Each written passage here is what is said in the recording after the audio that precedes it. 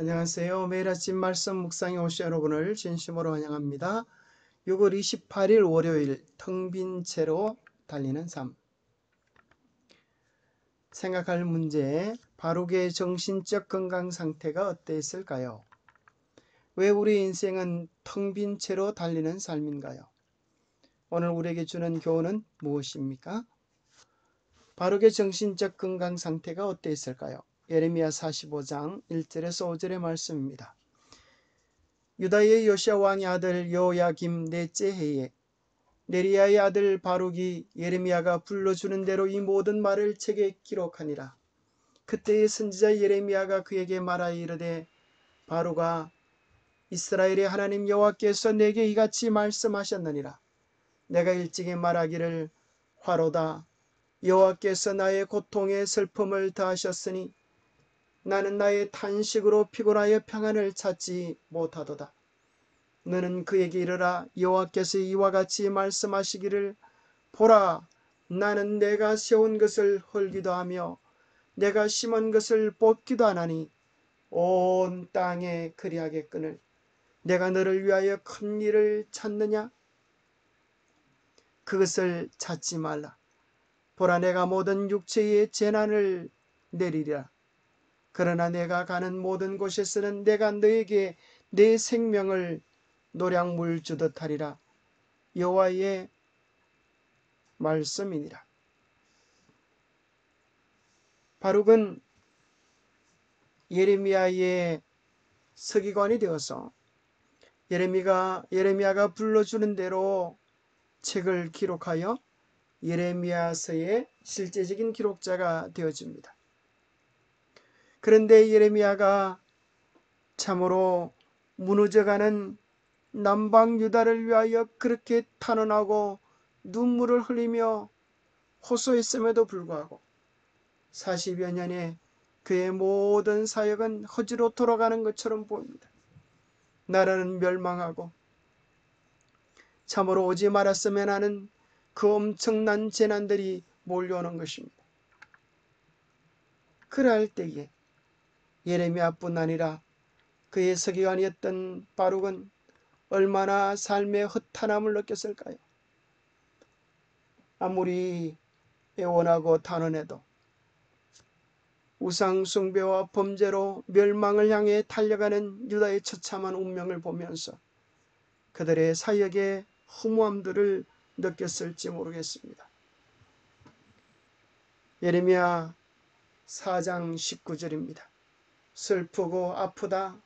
내 마음속이 아프고 내 마음이 답답하여 잠잠할 수 없으니 이는 나의 심령이 나팔 소리와 전쟁의 경보를 들음이로다. 참으로 예레미야는 하나님의 아픈 심정이 되어서 이스라엘을 향하여 그렇게 통곡하는 것입니다. 때로 우리의 삶에 과로로 인해 수면 부족에 시달리거나 탈진 상태에 빠지게 된다면 그것은 심각한 문제입니다. 그러나 그보다 더 심각한 문제는 그렇게 수고하면서도 하는 일의 의미와 가치를 잃어버려서 감정적 공허한 상태에 빠져버릴 때 그것은 더욱 허무함과 공허와 절망감을 가중시키게 만들 것입니다. 감정적인 어려움을 겪고 있는 상태에서 수면 부족이 더해지면 우리는 큰 좌절과 낙담을 경험하게 됩니다. 예레미야의 서기관이었던 바룩은 바벨론에 의해 예루살렘이 멸망당하기 전 그 도시에 찾아온 마지막 격동의 시간 동안 자주 그렇게 답답하고 허무하고 공허한 절망감들을 느꼈을 것입니다. 바룩의 고통에 대한 하나님의 반응은 그 상황 속에서 하나님께서 느꼈던 감정의 한 부분이었을 것입니다. 하나님의 심정은 바룩이 경험했던 것보다 훨씬 더 컸을 것입니다. 하나님께서는 자신이 지어올린 예루살렘 성을 곧 무너뜨릴 것이었습니다. 하나님께서 이스라엘을 포도원으로 심으셨으나 그것을 뿌리채 뽑아 포로로 보내실 것이었습니다. 이것은 하나님께서 당신의 백성들에게 원하셨던 것이 아니었지만 그들이 하나님께 반역함으로 어쩔 수 없이 생기게 될 일이었습니다. 그러나 바룩을 위하여는 터널 끝에 작은 빛이 주어졌습니다. 하나님께서는 파멸과 포로 생활과 상실 가운데서도 바룩의 생명을 지켜주실 것이었기 때문입니다. 왜 우리 인생은 텅 빈 채로 달리는 삶인가요? 아주 급한 약속이 있어서 서류 가방을 들고 열심히 달려갔는데 드디어 제 시간에 그 많은 차가 밀리는 어려움들을 다 겪어내고 드디어 도착했는데 그 서류 가방에 중요한 서류를 가져오지 않았을 때 느끼는 허무와 절망은 어떨까요? 한 이야기를 소개해 드리겠습니다. 3명의 직원이 업무차 일본에 가서 호텔 30층 방을 예약해 놓았는데 이제 피곤한 하루 일을 마치고 숙소에 돌아와 보니 호텔 직원이 이야기하기를 엘리베이터가 고장이 나서 오늘은 사용할 수 없다는 것입니다.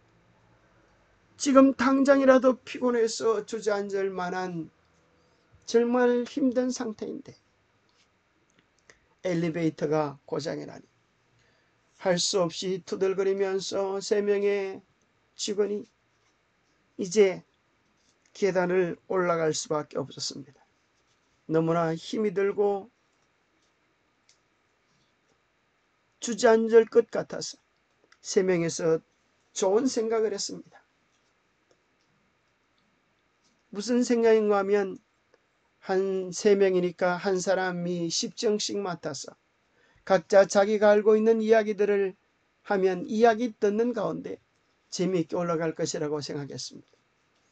그래서 첫 번째 친구가 세상에서 제일 재미난 이야기를 하기로 했습니다. 두 번째 친구가 세상에서 제일 무슨 이야기들을 하기로 했습니다.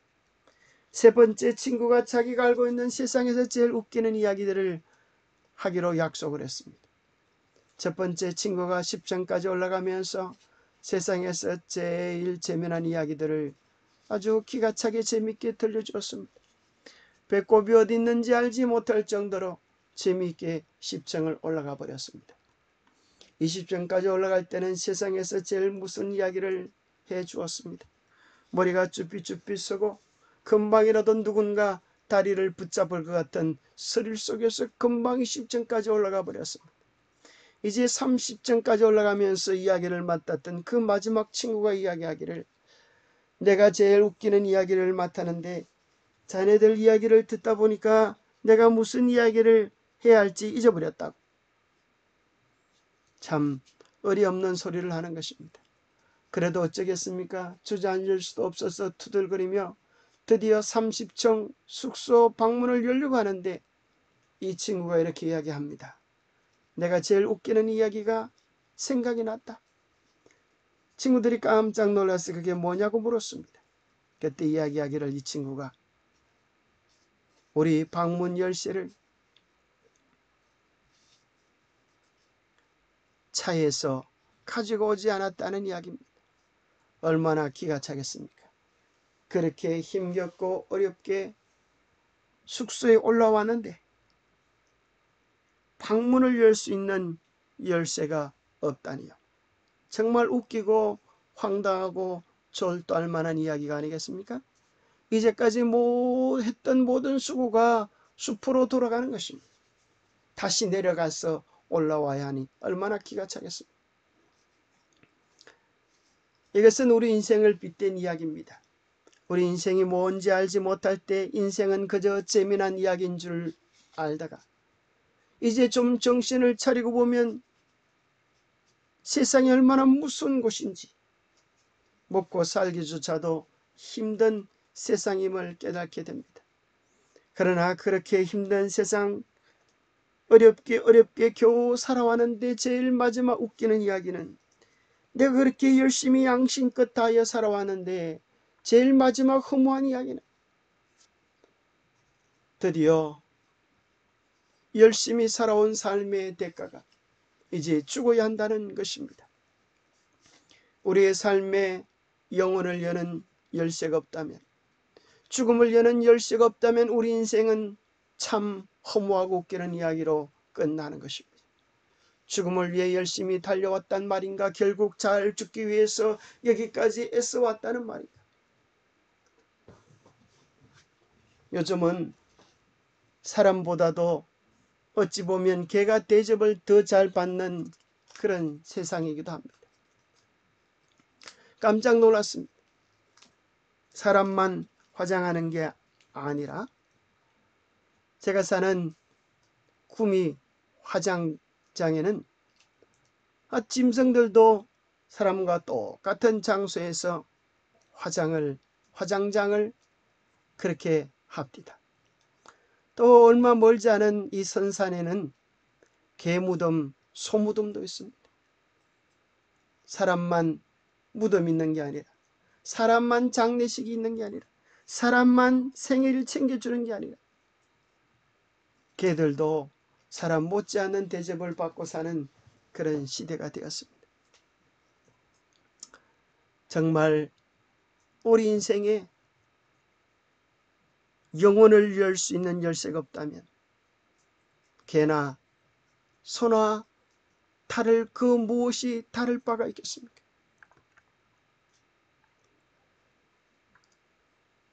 오늘 우리에게 주는 교훈을 한번 생각해 보겠습니다.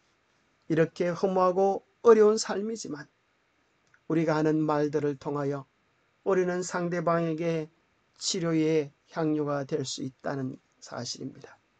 상처받은 사람에게 치료하는 향료가 될 수 있는 믿음과 용기의 말을 하라. 수없이 많은 사람들이 인생의 큰 투쟁에서 용기를 잃고 낙담해 왔다. 그러나 이때 한마디의 친절한 격려의 말을 들었더라면 그들은 승리할 힘을 얻었을 것이다. 우리는 고통하는 영혼에게 하나님께서 우리를 위로하시는 그 위로를 나누어 주려고 노력함 없이 결코 그대로 지나쳐서는 안 된다. 이 허무하고 뜻없는 세상 속에서 우리는 사람들에게 힘과 용기를 주는 말들을 통하여 그들의 마음을 일으켜 세우고 그들에게 영원한 소망이 되는 죽음의 문을 열 수 있는, 영혼을 열 수 있는 하늘의 소망을 나누어 줘야 하지 않겠습니까? 오늘 코로나로 인하여 많은 사람들이 우울증과 스트레스에 가득 차 있습니다. 우리의 삶에서 우리는 의미 있는 것들, 기쁜 것들, 감사한 것들을 생각해 보십시다. 무엇이 정말 오늘 이 절망을 이기고도 남을 만한 감사거리입니까?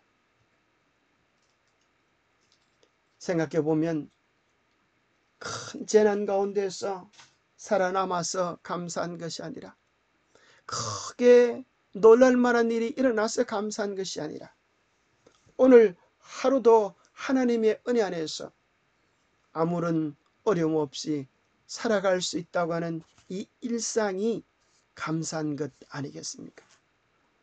이탈리아에는 참으로 수많은 사람들이 죽어가고 있는 것입니다. 이 인도네시아입니까? 인도에는 인도에 그렇죠. 인도에 수많은 사람들이 죽어가고 있습니다. 전 세계적으로 어려움이 있습니다. 이러한 가운데에서 우리가 마음껏 말씀 보고 기도하고 하나님과 가까이 지낼 수 있다고 하는 이런 시간을 보낸다고 하는 것 얼마나 감사하고 하나님께 영광을 돌려야 할 시간들이겠습니까? 진정한 감사는 일상에서의 감사입니다. 어떤 한 분이 글을 썼습니다. 이런 글을 썼습니다. 갑자기 허리가 뻐근했다. 하룻밤 사이에 사소한 일들이 굉장한 일로 바뀌어 버렸다. 세면대에서 허리를 굽혀 세수하기, 바닥에 떨어진 물건을 줍는 일, 양말을 신는 일, 기침을 하는 일, 앉았다가 일어나는 일이 내게는 더 이상 쉬운 일이 아니었다. 별 수 없이 병원에 다녀와서 하루를 빈둥거리며 보냈다. 비로소 몸의 소리가 들려왔다. 실은 그동안 목도 결리고 손목도 아프고 어깨도 힘들었노라. 눈도 피곤했노라. 몸 구석구석에서 불평을 해댔다. 언제까지나 내 마음대로 될 줄 알았던 나의 몸이 이렇게 기습적으로 반란을 일으킬 줄은 예상조차 못했던 터라 어쩔 줄 몰라 쩔쩔매는 중이다.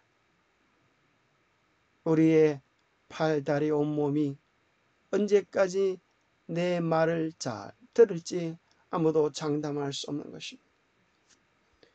이분이 갑자기 허리가 아프고 나니까 온 몸이 정말 반란을 일으키는 것입니다. 그래서 그녀는 이렇게 생각합니다. 이때 중국 속담이 떠올랐다. 기적은 하늘을 날거나 바다 위를 걷는 것이 아니라 땅 위를 제 발로 힘있게 걸어 다닐 수 있는 것이 진정한 기적이다. 평화로운 일상에 감사하자. 이 허무하고 공허한 세상 속에 하나님의 사랑을 깨닫고 매일 일상의 작은 것들에 감사를 드릴 줄 아는 것. 그것이 진정 이 마지막 시대를 살아가는 하늘 백성의 지혜요 행복이 아니겠습니까? 오늘 주님께 기도할 수 있다는 것, 살아가는 사람들을 위하여 미소를 지을 수 있다는 것, 내가 기도해야 할 가족들이 있다는 것, 이 어려운 시대이지만 그래도 하나님께서 우리의 가족의 건강을 지켜주고 계시다는 것, 이 모든 것들에 대한 깊은 감사가 있는 행복의 하루 되시기 축복드립니다. 기도하겠습니다. 하나님 아버지, 그렇게 수고해도 결국 마지막이 죽음이라는 허무한 삶을 살 뻔한 우리를 구원해 주셔서 하늘 백성이 되게 해주심을 인하여 감사합니다. 혹 죽음으로 헤어진 가족이 있달지라도 다시 하늘에서 만날 약속을 더해 주셨음을 인하여 감사합니다. 세상에서 살면서 경험되는 수많은 고통으로 인해 좌절하고 낙담할지라도 우리가 겪는 고통을 바라보시며 우리보다 더 슬퍼하시며 소망으로 위로하시는 하나님이 계심을 인하여 감사합니다. 이제 그 하나님 안에서 우리의 작은 일상이 감사하게 되게 하여 주시옵소서. 매일 아침 일어나 말씀을 보는 일, 오늘도 사랑하는 사람들과 인사를 건넬 수 있는 일, 사랑하는 아이들과 환히 미소 지을 수 있는 일, 사랑하는 성도들과 함께 교제하는 축복들, 이 모든 것들을 인하여 마음 깊은 감사를 드리는 행복한 하루가 되게 하여 주옵소서. 없는 것으로 인하여 절망하고 탄식하기보다 이미 가진 것들로 인하여 감사하는 은혜의 하루가 되게 복 주시옵소서. 오늘도 주님께서 이 힘든 생애 속에서 하루하루를 의미 속에 이끌어 주시옵기를 우리 주 예수 그리스도 이름 머지하여 간절히 간구하옵나이다. 감사합니다. 주님의 사랑 안에서 의미 있는 하루 보내시게 되기를 바랍니다. 감사합니다.